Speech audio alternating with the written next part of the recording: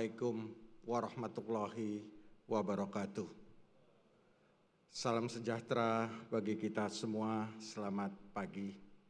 Yang saya hormati Bapak, Ibu, para undangan yang hadir di tempat ini, serta para pemirsa dimanapun Anda berada.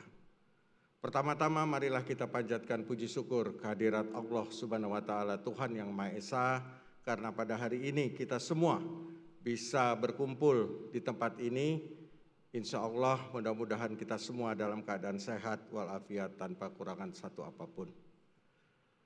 Bapak Ibu yang kami hormati, setiap tahun CNBC Indonesia selalu melaksanakan forum seperti ini yang dinamakan Economy Outlook.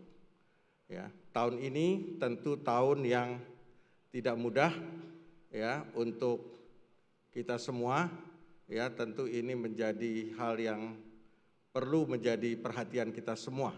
Oleh karenanya nanti sebelum para panelis yang akan menjadi pembicara, yaitu panelis dari otoritas-otoritas yang memang membawahi bidang ekonomi khususnya, hadir nanti Gubernur Bank Indonesia yang diwakili oleh Deputi Gubernur Senior Bank Indonesia, lalu ada Menteri Keuangan, juga Wakil Menteri Keuangan yang baru, nanti juga hadir, begitu juga Ketua OJK yang membawahi bidang perbankan, dan yang berikutnya adalah Ketua Lembaga Penjamin Simpanan. Itu akan masuk panel setelah saya selesai nanti disampaikan. Ya, nah ini baru disebut orangnya sudah datang. Selamat datang Bu Destri. Ya, beliau adalah Deputi Gubernur Senior Bank Indonesia.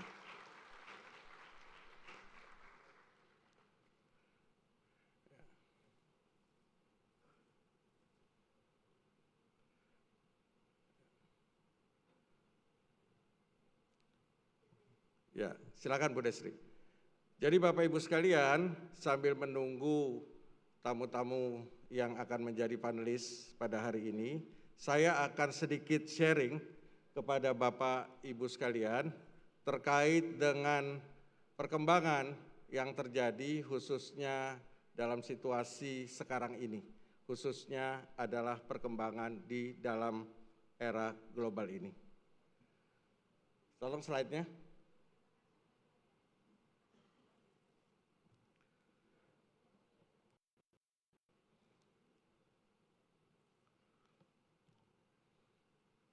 Ya. Bapak Ibu sekalian, masa The Age of Chaos, ya, majalah ekonomis, The Economist itu membuat cover seperti ini yang menggambarkan bahwa saat ini adalah kita masuk kepada era atau masa keotik, masa di mana penuh turbulensi, masa di mana perlu penuh ketidakpastian. Kita tahu bahwa ketidakpastian ini ada banyak. Yang pertama tentu ketidakpastian di bidang geopolitik, ketidakpastian di bidang ekonomi, ada disrupsi teknologi, ada perubahan demografi, dan juga ada terkait dengan masalah lingkungan. Dalam geopolitik kita lihat masalah yang tidak pernah selesai di dunia ini. Ya, masalah Ukraina dengan Rusia yang tidak selesai-selesai, masalah Israel dengan Iran juga tidak selesai-selesai, Hamas dengan Israel tidak selesai-selesai, dan yang baru ya itu pada slide yang paling atas sebelah kanan itu masalah Greenland. Ya, setelah Venezuela sekarang Greenland. Jadi karikaturnya di sini bilang let's make Greenland green again. Ya, jadi bukan Amerika yang dimake Amerika great again, tapi Greenland dibikin Greenland great again. Ya, ini adalah karikatur yang menggambarkan bahwa Donald Trump itu betul-betul ingin menguasai Greenland yang tentu ditolak oleh negara-negara Eropa. Nah, kita juga tahu bahwa selain masalah geopolitik, kita juga mengalami masalah yang namanya geoekonomi. Ya, kita tahu mulai dilakukan yang namanya trade war yang dicanangkan oleh Presiden Donald Trump.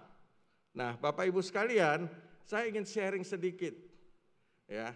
Kenapa sebenarnya trade war itu disampaikan atau dilakukan oleh seorang presiden Amerika yang namanya Donald Trump?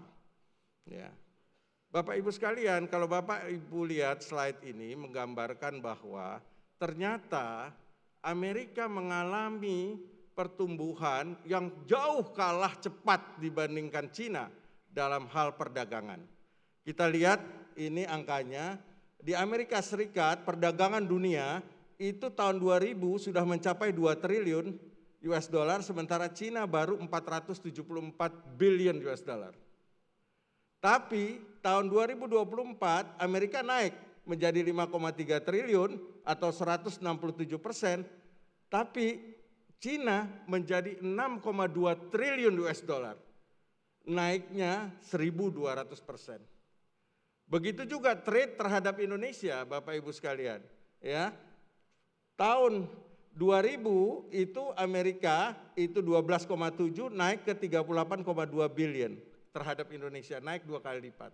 Tapi Cina naiknya 1.882%. Nah, ini yang menyebabkan kalau seandainya Amerika tidak melakukan segala sesuatu terkait dengan menolong ekonominya, maka Cina akan menguasai dunia dalam waktu yang tidak terlalu lama lagi. Oleh karenanya, Trump harus melakukan pembelaan diri dengan melakukan trade war. Jangan lupa, Trump adalah seorang businessman, seorang yang sangat praktikal di dalam melakukan kebijakannya. Dia tidak melihat permasalahan hal-hal yang di luar kontekstualnya. Ya, masalah ekonomi adalah masalah surviving. Ya, inilah yang dilakukan oleh Trump. Dan kita lihat juga sudah terjadi yang namanya dedolarisasi. Ya, cadangan devisa di beberapa negara itu cenderung turun, Bapak Ibu sekalian. Ya, banyak negara sudah menggantinya bukan cuma dengan mata uang lain, tetapi juga dengan emas. Ya. Nah, ini menjadikan nilai dolar atau indeks dolar terhadap mata uang lain cenderung menurun, ya, melemah. Ya, tentu ini Bapak Ibu sekalian merasakan kalau Bapak Ibu pergi ke luar negeri, ya, apalagi ke Singapura misalnya, itu harga-harga menjadi jauh lebih mahal. Karena kita pakainya rupiah, belanjanya dolar Singapura, maka itu terasa sekali harganya menjadi jauh lebih mahal. Ini juga yang menjadi jawaban kenapa harga emas naik, harga perak naik.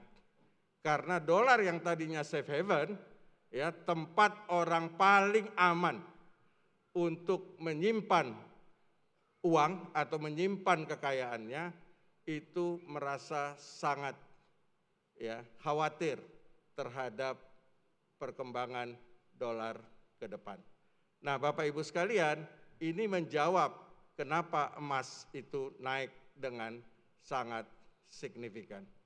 Nah, inilah Bapak Ibu sekalian, ya, kenapa terjadi fenomena-fenomena yang seperti ini. Sudah hadir juga Pak Dian, selamat datang. Ya, beliau adalah Dewan Komisioner OJK yang membawahi bidang perbankan. Silakan Pak Dian.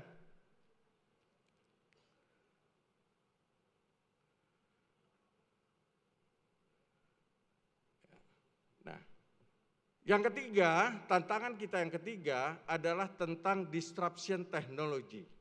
Ya, kita tahu perkembangan teknologi khususnya sekarang ini AI menjadi sangat luar biasa. Ya, challenging-nya tentu Bapak Ibu tahu teknologi selalu mempunyai dua mata pisau. Pisau yang pertama memberikan kebaikan bagi manusia, artinya dia membuat kita lebih produktif, lebih efisien, ya, lebih dalam banyak hal, tetapi dia juga menjadi hal yang negatif bagi manusia. Yang pertama tentu banyak masalah tenaga kerja kita yang bisa digantikan dengan teknologi, khususnya AI, sehingga penyerapan tenaga kerja menjadi challenging. Dan yang berikut, yang paling dahsyat adalah bahwa AI itu bisa menghapuskan peradaban manusia. Pada saatnya nanti, kalau kita tidak bisa mengontrol, dunia tidak bisa mengontrol perkembangan teknologi, maka teknologi itu sendiri yang akan membunuh manusia itu sendiri. Oleh karenanya, ini kita dunia perlu membatasi sampai batas mana teknologi itu bisa memperbaiki peradaban kita. Bapak Ibu sekalian, banyak hal yang sering kita tidak pahami bahwa perubahan demografi itu berpengaruh pada kehidupan kita, khususnya para dunia usaha. Milenial, Gen Z dan Gen Alpha hari ini sudah menguasai mayoritas dari penduduk Indonesia. Gaya hidup mereka 100% berbeda dengan gaya hidup orang-orang seperti saya. Oleh karenanya saya harus banyak belajar dari anak saya sekarang. Karena eranya sudah berubah, Gaya hidupnya berubah, Cara mengeluarkan uang berubah, apa yang dibelanjakan berubah, Sehingga banyak dunia usaha, saya pun banyak mengalami, industri-industri yang tadinya sangat sukses luar biasa, sekarang mengalami penurunan yang luar biasa karena gaya hidup yang berbeda. Oleh karenanya perubahan adalah sebuah keniscayaan, oleh karenanya siapa yang tidak berubah, dia akan dimakan oleh zamannya. Nah, di tengah tantangan global yang ada, bangsa Indonesia memiliki cita-cita dan visi yang besar. Kita tahu, kita tentu ingin jadi negara maju, negara berkembang, dan tidak ada kemiskinan di Indonesia. Nah, Presiden Prabowo itu mempunyai astacita. Dan yang inti daripada astacita itu yang pertama adalah pertumbuhan ekonomi yang tinggi, bahkan beliau mencanangkan kalau bisa 8%, dan terhapusnya kemiskinan dari bumi Indonesia. Nah, Bapak Ibu sekalian, ini adalah slide yang menggambarkan, pernahkah kita tumbuh 8%? Pernah, Bapak Ibu sekalian.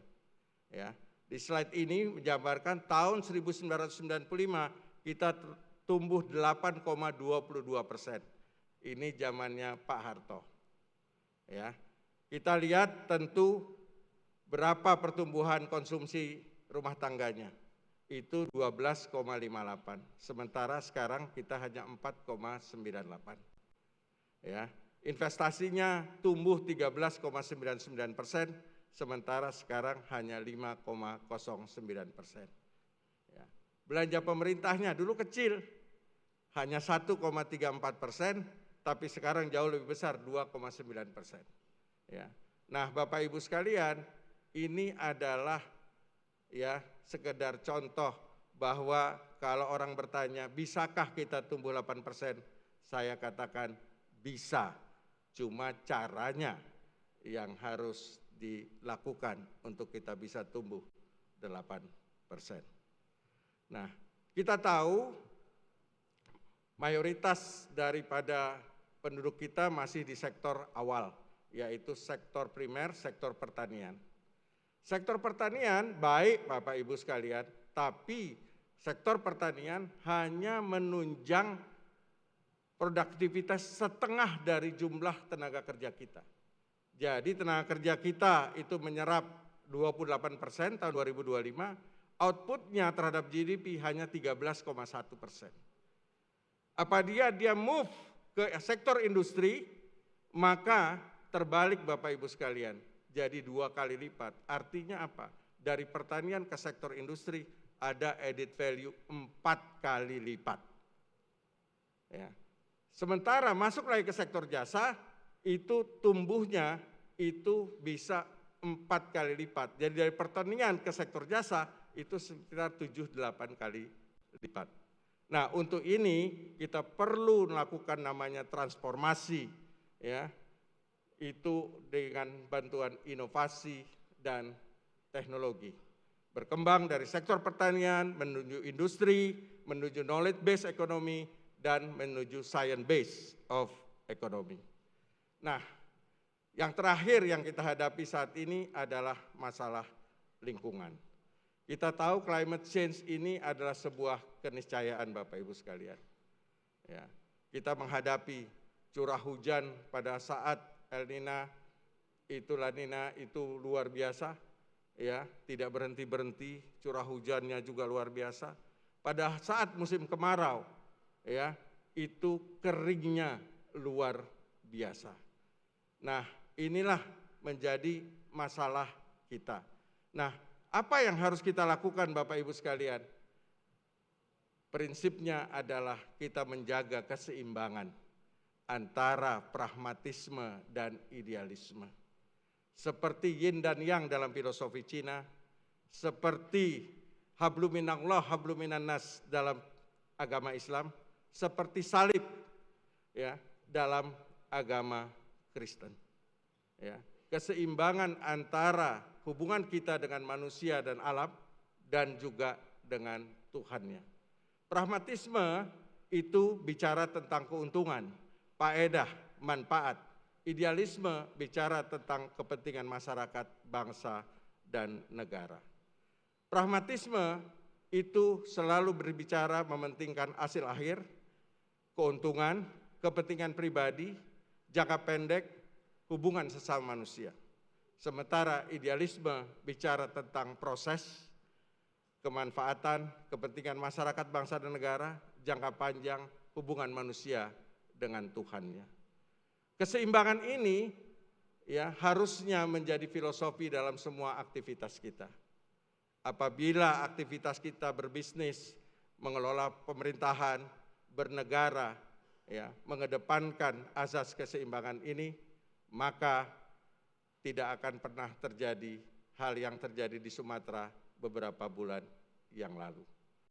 Karena pada dasarnya, karena kita tidak seimbang menjaga alam kita, ya, kita terlalu pragmatis di dalam kehidupan kita, menyebabkan masalah lingkungan ini akan menjadi, ya, permasalahan kita di masa depan. Bapak Ibu sekalian, itu saja yang ingin saya sharing pada hari ini. Mudah-mudahan ada manfaatnya untuk kita semua. Wabillahi taufiq wa hidayah. Wassalamualaikum warahmatullahi wabarakatuh.